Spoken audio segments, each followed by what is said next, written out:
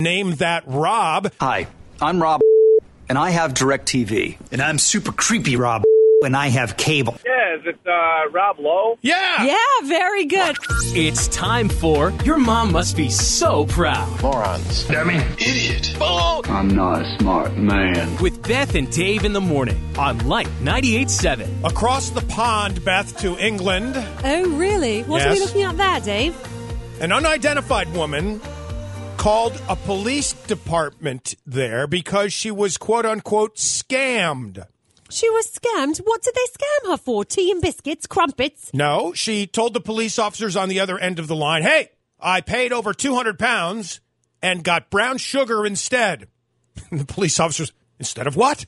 Oh, no. Instead of cocaine. I wanted my cocaine. I paid good money for my cocaine. And maybe it's just because my impression of cocaine is based exclusively on movies. Mm-hmm. But I don't think it looks anything like brown sugar, because brown sugar is, what's the word I'm looking for? Brown. Whoever it was that sold her this stuff Don't didn't you do look at it? I mean, like, if I were going to buy something from Facebook Marketplace for $20, I'd be like, hey, can I see those shoes first? The woman, by the way, wasn't caught because she didn't give out any crucial information over the phone. Unlike how it would go probably in our favorite state of the union. Florida. 911, what's the address of your emergency? Oh, I'll give you my whole address. I just got ripped off from cocaine. Here's my address. Here's where I'm at.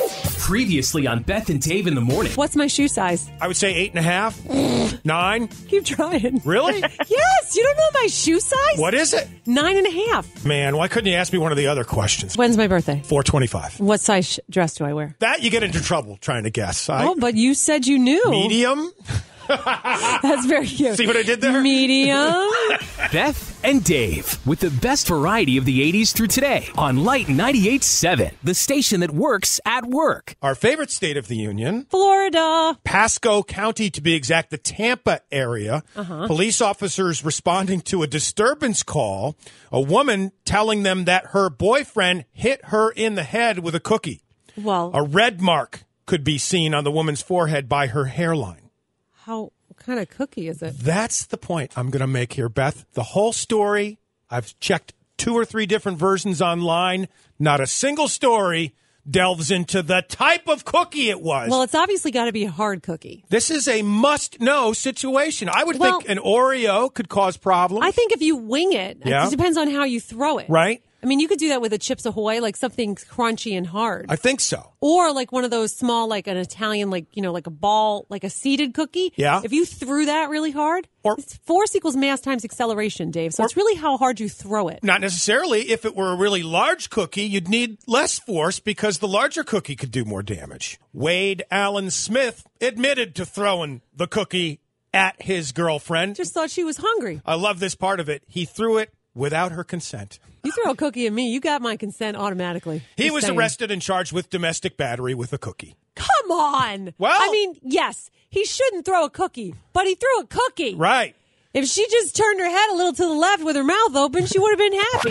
It's time for Your Mom Must Be So Proud. Morons. Dummy. Idiot. Oh! I'm not a smart man. With Beth and Dave in the morning on Light 98.7. A good moron to make you feel warm inside, Beth. Oh, goody. I love those kinds. From our favorite warm state of the union, Florida. the Pensacola, Florida home of Evan Charles McLemore. Apparently, Mr. McLemore had barricaded himself in a bedroom, and police were responding to reports of potential aggravated assault and battery at the home. So I love Macklemore's songs. Gosh. This guy, not the famous McLemore, claimed to have a gun. So they brought in a SWAT team. Officers began trying to coax McLemore out of his room, but he responded, "I've got a gun to my head, and I'm not going back to prison no matter what it takes." That's like a scene from a movie or something. He had also ingested many, quote, various narcotics as well. Uh-oh. Crisis negotiators eventually managed to coax him out of his room with the promise of a slice of pizza. I was going to guess Girl Scout cookies, but that's just as plausible as far as I'm concerned. Yep, and so he came out for the slice of pizza. I'm thinking those are the narcotics at work. Probably. It's not clear if police actually paid him with a slice of pizza or not. A lovely cheese pizza just for me.